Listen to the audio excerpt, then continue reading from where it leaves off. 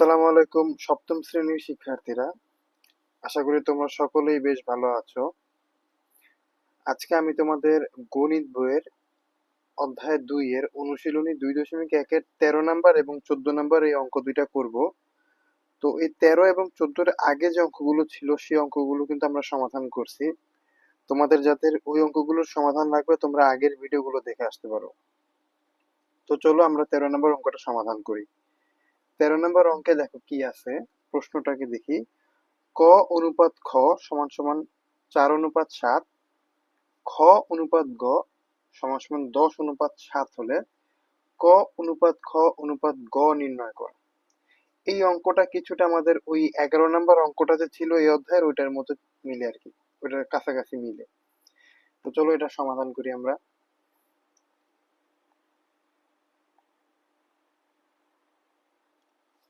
দেখো যে তথ্য তথ্য দেওয়া আছে কোনগুলো, ক অনুপাত খ আর খ অনুপাত গ। তাহলে এটাকে লিখি, ক অনুপাত খ সমান সমান কি ৪:৭। আচ্ছা এখানে একটু কাজ আছে, দেখো একটু খেয়াল করো, এখানে দেখো ক অনুপাত খ সমান সমান ৪:৭, মানে ক এর অনুপাত ৪ ৪ আর খ এর অনুপাত হইতেছে ৭। আবার এখানে দেখো খ অনুপাত গ সমান সমান ১০:৭, অর্থাৎ এখানে খ এর অনুপাত ১০ আর গ এর অনুপাত ৭। এখানে খ এর অনুপাত ৭, এখানে খ এর অনুপাত ১০, মানে আমাকে একই রকম খ এর অনুপাত দুই জায়গায় একই রকম বানাইতে হবে। তাহলে আমরা একটা কাজ করব যে এখানে দেখো ৭, এখানে আছে ১০, তাহলে এই অনুপাত দুটাকে আমি, এইটা যেহেতু ১০ ১০ দ্বারা গুণ করব, আর এই অনুপাত দুইটাকে, এটা যেহেতু ৭ মানে এই ক্ষয়ের অনুপাতটা ৭, তাহলে এই দুইটাকে আমরা ৭ দ্বারাই গুণ করব। তাহলে আমাদের মানে অনুপাত মানে ক্ষয়ের অনুপাতটা সমান হয়ে যাবে। তাহলে চলো, যেহেতু এটাকে আমার ১০ দ্বারা গুণ করতে হবে, তাহলে আমার এই দুইটা অনুপাতকে ১০ দ্বারা গুণ করি। তাহলে ৪ গুণ ১০ অনুপাত ৭ গুণ গুণ সরি গুণ ১০। তাহলে ৪ × ১০ = ৪০ অনুপাত ৭ × ১০ = ৭০। আবার আবার কি আছে দেখো, খ অনুপাত গ সমান সমান ১০:৭ আছে।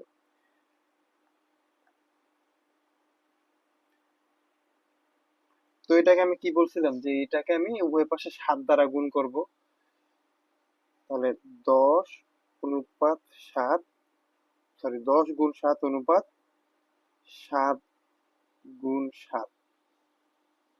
তাহলে ১০ ১০ আর ৭ গুণ করলে হবে ৭০, আর অনুপাত ৭ আর ৭ গুণ করলে হবে ৪৯। এখন এখানে খেয়াল করে দেখো, এখানে ক্ষয়ের অনুপাত ৭০, এখানেও ক্ষয়ের অনুপাত কিন্তু ৭০ হইলো, মানে একই রকম বানাইতে পারলাম আমরা।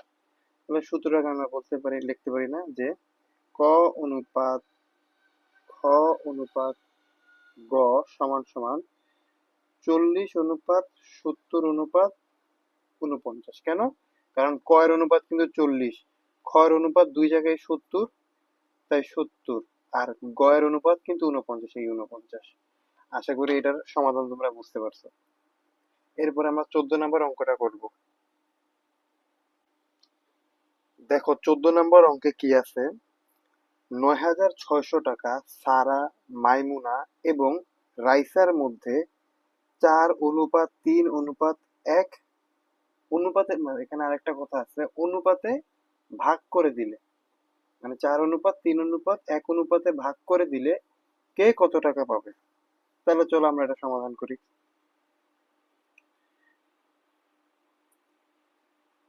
আমাকে প্রথমে দেখতে হবে যে এটা এই প্রশ্নের মধ্যে কি কি তথ্য দেওয়া আছে।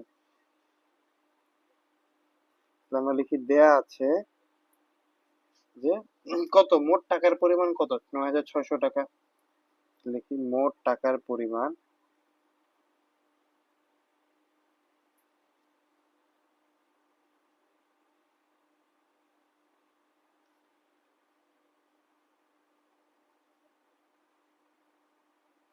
৯,৬০০ টাকা। মোট টাকার পরিমাণ দেওয়া আছে ৯,৬০০ টাকা। আর কি দেওয়া আছে, যে সারা সারা মাইমুনা ও রাইসার টাকার অনুপাতটা দেওয়া আছে। তাহলে লিখি যে সারা মাইমুনা রাইসার টাকার অনুপাত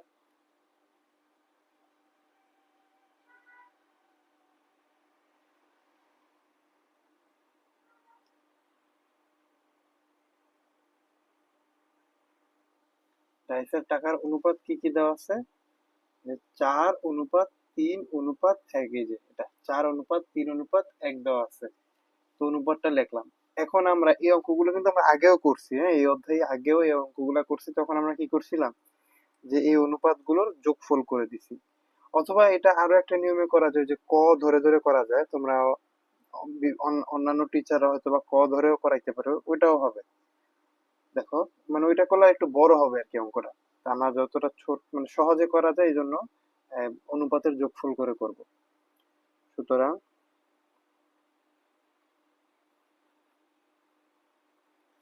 অনুপাতের যোগফল, তাহলে 4:3:1 যোগ করে দিই। 4+3+1, তিনটা যোগ করলে হবে 4 আর 3 7, 7 আর 1 যোগ করলে হবে 8। তাহলে অনুপাত হলো 8।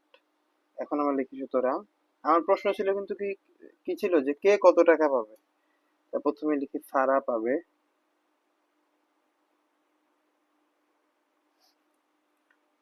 সারা পাবে কি টোটাল মোট টাকা কত, 9,600 টাকা। তাহলে 9,600 এর, আর অনুপাতের যোগফল কত, 8। আর সারার অনুপাত কত ছিল, 4 ছিল, তো উপরে 4, মানে যেটা মোট অনুপাতের যোগফলটা থাকবে নিচে, আর যারটা বের করবো তার অনুপাতটা থাকবে উপরে। এত টাকা। তাহলে আমরা 9,600 কে 8 দ্বারা ভাগ করতে পারি।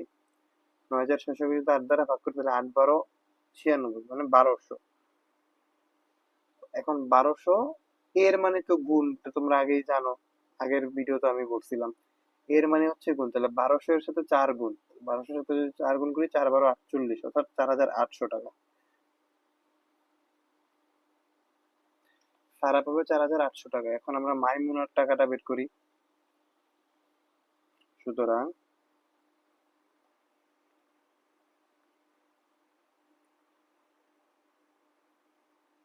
মাইমুনা পাবে 9,600 এর, তাহলে মোট অনুপাতের যোগফল ছিল কিন্তু 8। আর মাইমুনা কিন্তু 3 অনুপাতে টাকা পাইছে, তাহলে উপরে হবে 3 টাকা। তাহলে 9,600 কে আমরা 8 দ্বারা কাটাকাটি করলে হবে 1200। আর 1200 এর সাথে যদি 3 গুণ করি, 3×12=36, অর্থাৎ 3,600 টাকা। এরপর আমরা রাইসার টাকাটা বের করব।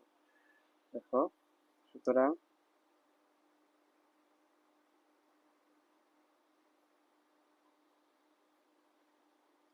রাইসা পাবে 9,600 এর, যেহেতু অনুপাতের যোগফল ছিল 8, আর উপরে হবে 1, কারণ রাইসার টাকার অনুপাত কিন্তু 1 ছিল, যে আমরা এটা কিন্তু এখানে লিখছি। এই যে এটা কিন্তু রাইসার টাকার অনুপাত, এই একটা। তাহলে 9,600 কে আমরা 8 দ্বারা ভাগ করলে হবে 1200। 1200 এর সাথে যদি 1 গুণ করি, তাহলে হবে 1200ই। তাহলে আমরা বের করে ফেললাম যে সারা পাবে 4,800 টাকা, মাইমুনা পাবে 3,600 টাকা, এবং রাইসা পাবে 1200 টাকা। এটা তোমরা সুতরাং দিয়ে এটা লিখে দিতে পারো এই কথাটা। তো এই এটার সমাধানটা আশা করি তোমরা বুঝতে পারছো। এখানে আমি অ্যান্সার লিখে দিলাম। বা তুমিও ওই আরেকটা লাইন লিখতে পারতো, যে সুতরাং সারা পাবে 4,800 টাকা, মাইমুনা পাবে 3,600 টাকা, রাইসা পাবে 1200 টাকা।